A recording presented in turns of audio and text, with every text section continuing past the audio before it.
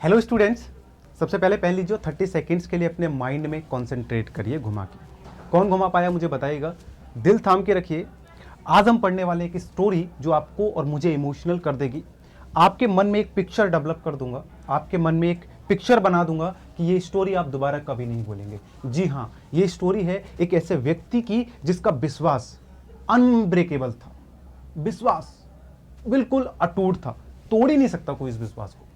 उम्मीद रखिए आप कि उसका विश्वास ईश्वर की तरफ इतना था कि उसे लगता था कि ईश्वर उसकी मदद करेंगे और उसकी मदद करने के लिए कभी वो मना कर भी नहीं सकते। इतना विश्वास था उसका। सोचिए उस टाइम पे। आज हमारा विश्वास अपने आस पड़ोस में भी नहीं है, उस टाइम पे उसका विश्वास इतना था। इसको देख करके ना ये स्टोरी हम लोग को बहुत कुछ सिखा के जाएगी। हम आपके माइंड में पिक्चर्स को डेवलप कर देंगे, पूरी स्टोरी पिक्चर से समझाएंगे और बढ़िया से आपको समझ में आने वाली है। लेकिन कॉपी पेन ले लीजिए, पहले इंपॉर्टेंट पॉइंट्स को लिखिए। हमारा सीक्वेंस होगा, सबसे पहले हम इंपॉर्टेंट मीनिंग्स को लिखेंगे, फिर उसके बाद हम इंपॉर्टेंट जो उसमें सेंटेंसेस दिए हैं उनको लिखेंगे, फिर हम कैरेक्टर्स के बारे में समझेंगे और उसके बाद हम स्टोरी की तरफ जाएंगे और बढ़िया से स्टोरी समझेंगे। देखिए, जब आप कठिन चीज़ों को पहले सीख लेंगे ना, तो जब आप पूरा लेसन पढ़ने को बैठेंगे तो आपके माइंड में कोई डाउट नहीं रहेगा, क्योंकि ऑलरेडी हमने ये वर्ड्स को पढ़ रखा है, समझ रखा है। तो पहले वर्ड्स को समझने की तरफ चलते हैं और शुरू करते हैं। Letter to God by J.L. Finnitz। तो पहला जो वर्ड है हमारा, लिखिए, वो है क्रेस्ट ऑफ अ लो हिल। ये जो है ना पहाड़ी, उसकी चोटी पर एक घर है, तो इसलिए इसको क्रेस्ट ऑफ अ लो हिल बोला गया। ये पूरी क्रेस्ट ऑफ अ लो हिल ये पूरी है, ठीक है, इसके लिए बोला गया। इस वर्ड को लिख लीजिए, इसके साथ में जो दिया है top of a small mountain, इसको लिख लीजिए, ठीक। उसके बाद नेक्स्ट वर्ड है हमारा दूसरा, दूनपुर, बौछार, बारिश, कम बारिश। ये बारिश आपको देख पा रहे हैं, क्योंकि लेंचो की फील्ड को आवश्यकता थी किसकी, बारिश की, तो इसलिए उसने दूनपुर का वर्ड जो है वो यूज किया था। इस वर्ड को आप नोट डाउन करिए, ये आपको भी आगे मिलने वाला है। Third is locusts. Locusts word जो है वो बहुत ही इंपॉर्टेंट है। ये ग्रुप है एक किनका, ठिड्डियों का। ठिड्डियां आप जानते हैं ना, जिनको आप देहाती भाषा में समझ सकते हैं, अकपुट्टे जिनको बोलते हैं। धान की खेती जब काटते हैं तो बहुत सारे जो कीड़े हैं उड़ते उड़ते इधर बैठते उधर बैठते हैं, तो ये सब जो है ना कीड़े जो है ना, ठिड्डियों का ग्रुप, इसको बोला गया है लूकस्ट्स, ठीक है। ये लिख लीजिए, क्योंकि इससे एक फ्रेज भी है आगे जो बहुत ही इंपॉर्टेंट है, जो बहुत ही जरूरी है समझने के लिए, जो आपके पेपरों में पूछी जाती है। आगे इस स्टोरी में आप देखेंगे एक वर्ड सॉलिटरी। सॉलिटरी बहुत ही इंपॉर्टेंट है। सॉलिटरी क्यों? क्योंकि ये जो घर है ना, देखो इधर कोई घर नहीं है, इधर कोई घर नहीं है, इधर भी कोई घर, मतलब कहीं पे कोई घर नहीं है, सिर्फ एक सॉलिटरी, अकेला, एलोन, लोनली के लिए यूज किया गया है, राइट। तो लोनली वर्ड भी आप लिख लीजिए। इसके बाद आप देखेंगे ऑक्स। ऑक्स का पिक्चर जो है ना, इसका पिक्चर जो है अपने माइंड में फिट कर लीजिए। इसका जो पिक्चर है बच्चा अपने माइंड में फिट कर लो। क्यों? ऑक्स इसमें है नहीं, लेकिन ऑक्स से तुलना की गई है किसकी, लेंचो की। लेंचो इस बैल की तरह मेहनत करता है। लेंचो ने अपनी खेती इस बैल की तरह मेहनत करके उगाई थी, पूरी मतलब पूरा माइंड और कॉन्सेंट्रेट अपनी मेहनत और अपने फील्ड पर लगा दिया, लेकिन उसका परिणाम उसको क्या मिलता है? यही हमें इमोशनल करता है कि उसका परिणाम मिलता है कि भाई उसकी पूरी खेती बर्बाद हो जाती है कुछ उम्मीदों से। तो इस वर्ड को लिख लीजिए और यहां पर ये समझ लीजिए कि तुलना जो है लेंचो की एक बैल से की गई थी। फिर उसके बाद आता है इंपॉर्टेंट चौथा, वो है हेल स्टोन्स। ये एक इंपॉर्टेंट वर्ड है, हेल स्टोन्स, यानी कि जो ओले हैं उनको बोला गया है। ओले इज होल स्टोन, ठीक है। तो हेल स्टोन जो हैं ये पड़ते हैं और आप देख पा रहे हैं ये हेल स्टोन्स, ओले, ये ओले गिरते हैं और उसकी खेती को पूरा तबाह कर देते हैं। तो ये वर्ड जो है 4 इनको लिख लीजिए, जो आपके स्टोरी में आगे मिलेंगे तो आपका डाउट आपके लिए क्लियर कर देंगे, तो डाउट आपको नहीं होगा। फिर नेक्स्ट हम आते हैं, ठीक। इसमें 3-4 सेंटेंस इंपॉर्टेंट है, इनको लिख लीजिए। सबसे पहला, God sees everything even what is deep in one's conscious. एक व्यक्ति के हृदय में क्या चल रहा है, आपके हमारे मन के अंदर क्या चल रहा है, उसको भी ईश्वर देख सकता है, पढ़ सकता है, समझ सकता है। ये सेंटेंस बहुत आता है और आपके पेपरों में भी कई बार पूछा जा चुका है। कैसे किस तरीके से क्वेश्चन बनेंगे वो आगे हम आपको बताएंगे, लेकिन इसको लिख लीजिए, ठीक है। आगे आपका एक सेंटेंस और मिलेगा आपको, all through the night Lencho thought only one of his hope the help of God. मतलब ईश्वर से उम्मीद, ईश्वर से सहायता की उम्मीद के लिए एकमात्र उसकी उम्मीद रह गई थी, जो रात भर वो सोचता रहा। पूरी रात उसने इस बात को सोचा है कि अब उसकी सहायता कोई नहीं करने वाला है सिवाय ईश्वर के। इसको भी आप लिख लीजिए। फिर आता है बंच ऑफ क्रॉक्स। ये आपका मेन लीड है, इसको आप थीम के रूप में भी समझ सकते हैं। किसके रूप में बच्चा? थीम के रूप में भी आप इसको समझ सकते हैं। ये मान लीजिए कि आपकी पूरी जो है स्टोरी, इसका एक थीम वर्ड है। और थीम वर्ड कैसा, यानी कि निचोड़ यही है, अंत में जाकर के जो लोग उसकी मदद करते हैं, लेंचो की जो लोग मदद करते हैं, वो उन्हीं को बोलता है बंच ऑफ क्रोक्स। मतलब ये जो लोग हैं वो बेईमान लोग होते हैं।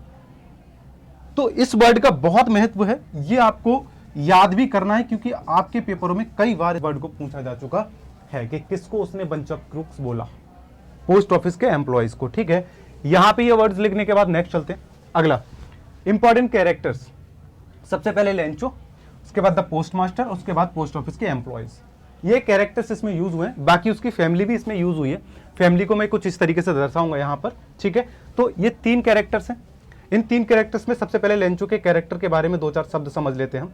ठीक है, चलिए लेंचो लिखिए, यहाँ पे लेंचो, कॉपी पे लिखिए लेंचो, और लेंचो लिखने के बाद इसको बांट दीजिए।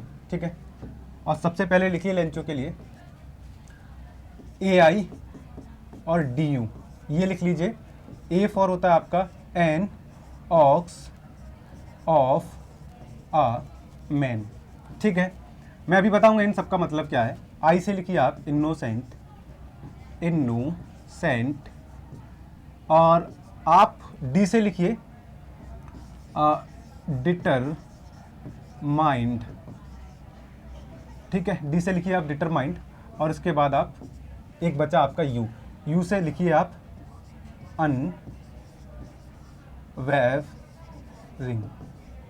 अनवेवरिंग। ठीक है, ये 4 वर्ड्स आपको लिखने हैं। ये चारों वर्ड्स बहुत जरूरी हैं। देखिए इनका मतलब क्या होता है, आपको एक एक करके समझा देगा।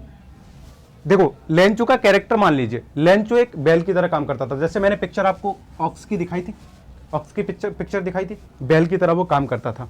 तो मेहनती व्यक्ति था, इनोसेंट, एकदम मतलब मासूम व्यक्ति था, बिल्कुल ईमानदार जैसा लगता था। ठीक, फिर डिटरमाइंड का मतलब होता है दृढ़ निश्चय, जिसको हम बोलते हैं दृढ़ निश्चय। ऐसा व्यक्ति जो दृढ़ निश्चय कर ले, मतलब दृढ़ निश्चय कर ले कि मेरे लिए यही काफी है, मेरे यही है सब कुछ जो कुछ है, ऐसा दृढ़ निश्चय करने वाला, डिटरमाइंड करने वाला व्यक्ति। अनवेवरिंग, अटूट, इसमें आप फेथ भी जोड़ सकते हैं। फेथ बोले तो विश्वास, यानी कि अटूट विश्वास जिसको बोलते हैं हम, अटूट। ठीक है, विश्वास, अटूट विश्वास। ठीक है, अटूट विश्वास हो गया। अटूट विश्वास मतलब ऐसा विश्वास जो टूटे नहीं। ये इसकी कैरेक्टरिस्टिक्स हो गई। ठीक है, इसकी कैरेक्टरिस्टिक्स हो गई। उसके बाद में आप देखेंगे कि एक और है पोस्ट ऑफिस का एम्प्लॉय, पोस्ट मास्टर।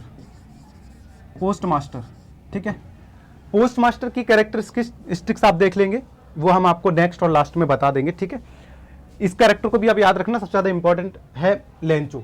ठीक, अब देखते हैं हम इसकी स्टोरी की थोड़ी सी और बातें कि और कौन कौन इसमें यूज हुआ है। तो देखो और जो यूज हुए हैं प्यारे विद्यार्थियों, लेंचो ये रहा, उसका एक बड़ा बेटा, उसकी पत्नी, उसका छोटा बेटा और उसका छोटा बेटा, ये कैरेक्टर्स का इसमें यूज हुआ है।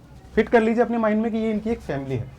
ठीक है, इसके बाद उसकी जो फसल है वो ये रही, और उसका जो सॉलिटरी हाउस है वो ये रहा। ये एक सॉलिटरी, एक अकेला हाउस है पूरी घाटी में, जो यहां पर क्या कर रहा है, स्टैंड किया हुआ है। ठीक है, और यहीं से सारी कहानी शुरू होती है। ये है बारिश, जब वो यहाँ पर खड़े हैं, वो एक उम्मीद लगा के बैठे हैं, अनवेवरिंग फेथ, उम्मीद लगा के बैठे हैं कि सामने से जो बादल आ रहे हैं ना, ये बादल जो आ रहे हैं वो उनके खेतों को थोड़ा सा पानी देंगे। क्यों? क्योंकि उनके खेतों को पानी की आवश्यकता है। ऐसी उम्मीद लगा के ये खड़े हैं और बादलों की तरफ देख रहे हैं। जैसे ही वो देख रहे हैं तो देखते हैं कि बादल बहुत तेज आ रहे हैं, और आते हैं, आते ही आते क्या होता है कि धीरे धीरे देखिए आप, पिक्चर क्लियर है, उनके खेतों में बारिश क्या होती है, होने लगती है। और जब बारिश होती है, बारिश होने के बाद उनकी फसल बर्बाद हो जाती है। तो उसके लिए एक सीन हमने यहाँ पे दिया है कि कैसे वो रात में ईश्वर के प्रति बातें सोच रहा है, पूरी फसल उसकी बर्बाद हो चुकी है, अब वो सोच रहा है कि आखिर उसको सपोर्ट मिलेगी कहाँ से, कैसे वो अपने जीवन को आगे 1 साल के लिए चला पाएगा, क्योंकि उसकी फसल तो बेकार हो चुकी है। तो उसकी फैमिली सो रही है और वो जो है सोच रहा है कि आगे मुझे करना क्या है। ठीक है, ये पिक्चर हमने दर्शाई है। फिर वो एक पोस्ट ऑफिस के लिए लेटर लिखता है, और लेटर लिखने के बाद क्या करता है, जाके पोस्ट ऑफिस में वो पोस्ट कर देता है। ये पोस्ट ऑफिस है, जाता है, लेटर लिखता है और पोस्ट ऑफिस में जाके पोस्ट कर देता है। और जब वो लेटर को वहां पे पोस्ट ऑफिस में पेस्ट कर देता है, तब बढ़ती है हमारी कहानी आगे के लिए। और वो लास्ट में 2 बार लेटर पेस्ट करता है ऑफिस में जाके, और पेस्ट करने के बाद फिर उसको लास्ट में एक शब्द लिखना पड़ता है, the post office employees are bunch of crooks. Post office के जो कर्मचारी होते हैं वो बेईमान लोग होते हैं, इसलिए डायरेक्टली मुझे बचे हुए पैसों को भेजना। अब क्या है इसकी पूरी कहानी, ये हम समझते हैं स्टोरी के जरिए 1 बाय 1। देखो पैराग्राफ 1 में समझते हैं। स्टोरी शुरू कहाँ से होती है? अब करते हैं हम स्टोरी शुरू। अब तक तो ये इसका सारांश था जो हमने यहाँ पर देख लिया। अब करते हैं हम स्टोरी को शुरू। स्टोरी शुरू होती है कुछ इस सीन से। इस सीन में आप देखेंगे एक सॉलिटरी हाउस, पूरा एक अकेला घर है। ये उसकी फील्ड है लेंचू की, ठीक। ये नदियां जो यहाँ से खड़े होकर देख सकता है लेंचू, पहाड़ियाँ देख सकता है लेंचू, क्योंकि वो ऊपर खड़ा हुआ है। ये उसकी फील्ड है और ये जो आपको बूंदे दिख रही है बारिश का प्रतीक है। होता ये है कि सॉलिटरी हाउस है उसका, एक अकेला घर है जो खड़ा हुआ है। उसकी पकी हुई फसल जो कि वहां से दिख रही है, फिर उसको उसकी पकी हुई फसल को सिर्फ एक बूंद बौछार की कम बारिश की आवश्यकता होती है। और जब बारिश की आवश्यकता होती है तो ईश्वर की उस पर दया आती है और वो देखता है कि जो बादल हैं वो क्या कर रहे हैं, उसकी अप्रोच कर रहे हैं, उसके सामने के लिए आ रहे हैं। और जब बादल अप्रोच कर रहे हैं तो उसकी जो अनुमान होता है, उसकी जो प्रेडिक्शन होती है, उसका जो अनुमान होता है, वो देखता है कि अपनी पत्नी से कहते हुए कहता है कि सामने से जो बादल आ रहे हैं वो हमें उम्मीद है कि अब हमारे लिए क्या देंगे, बारिश मिल सकती है और हमारी खेतों को पानी मिल सकता है। वो उम्मीद से प्रेडिक्शन करता है अपनी पत्नी से और देखता है कि धीरे धीरे थोड़ी देर बाद बूंदें गिरने लगती हैं। और जब बूंदें गिरने लगती हैं छोटी छोटी, तो वो उनको क्या करता है, सबसे इंपॉर्टेंट बात जो आपको याद रख लेनी है कि बूंदों को वो रिजेंबल करता है, उनको बताता है। क्या बताता है कि जो बूंदें गिर रही हैं वो जो छोटी छोटी बूंदें हैं, जो छोटी बूंदें हैं उनको 5 का सेंट्स बताता है, ठीक है, सेंट्स, ठीक, कितने का, 5 का सेंट्स बताता है। और जो बड़ी बड़ी बूंदें हैं, लार्ज ड्रॉप जो हैं, उनको 10 का सिक्का बताता है, ठीक है। लार्ज ड्रॉप्स को, छोटी बूंदों को 5 का सिक्का और बड़ी बूंदों को कितने का बताता है, कितने का, 10 का। इनको लिख लीजिएगा। सिंपल सी बात, क्या बोला उन्होंने, उसने बोला कि जो छोटी छोटी बूंदें हैं वो कितने का है, 5 का सेंट्स है। और जो बड़ी बड़ी बूंदें गिर रही हैं वो कितने का है, 10 का सेंस है। कितने का, 10 का सेंस है, ठीक है। ये डिस्क्राइब किया उसने। बूंदें गिरने लगी, बूंदें गिरने लगी। उसके बाद अब उसका वहीं से समय बदल जाता है।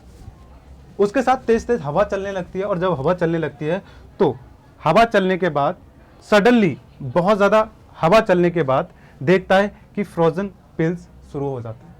यानी कि फ्रोजन पिल्स उनको बोलते हैं जो बर्फ से जम करके उनके छोटे छोटे जो है टुकड़े बन जाते हैं, उनको फ्रोजन पिल्स बोलते हैं। तो ओले के जो टुकड़े बनेंगे, थोड़ी देर बाद हवा के साथ ओले गिरने शुरू हो गए। बहुत देर तक ओले गिरते हैं, इतनी देर तक, मतलब 1 घंटे तक ओले गिरते ही रहते हैं। और उसकी पूरी फील्ड जो है वो क्या हो जाती है, तबाह हो जाती है। भाई अब यहां से शुरू होता है उसका जीवन का टर्न, उसके जीवन का एक नया मोड़।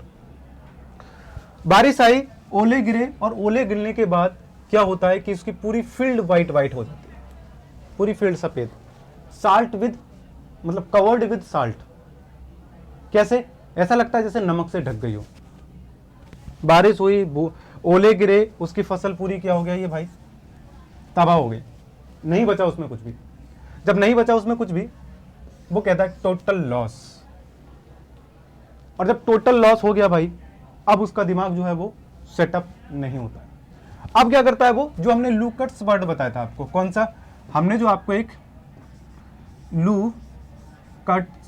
लूकट्स वर्ड बताया था ना, इस लूकट्स वर्ड का यूज करता है वो। आप क्या करता है, लूकट्स वर्ड का यूज करता है। देखो यहां पर ये रहा, ये सेंटेंस आप याद कर लेना।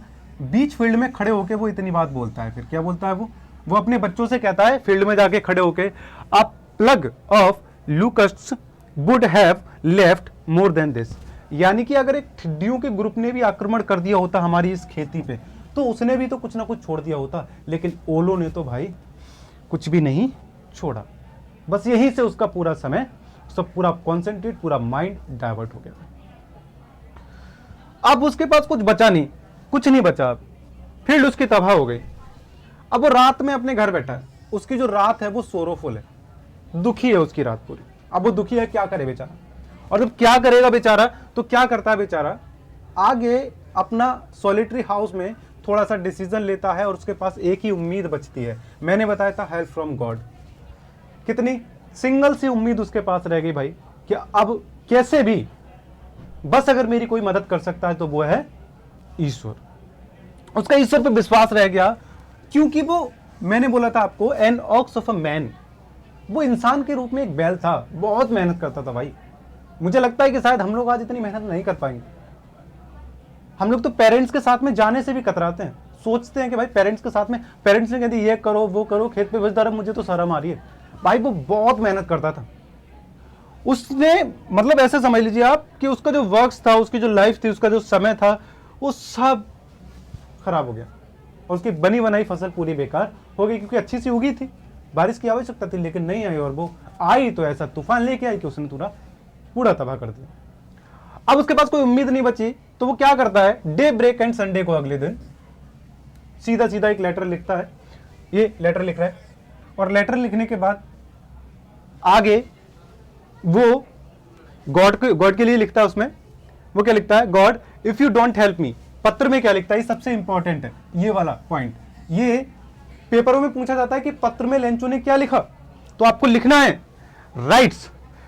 क्या लिखता है वो, God if you don't help me, यदि तुम मेरी मदद नहीं करते हो, my family and I will go hungry this year, मैं और मेरी परिवार इस साल भूखे रहेंगे।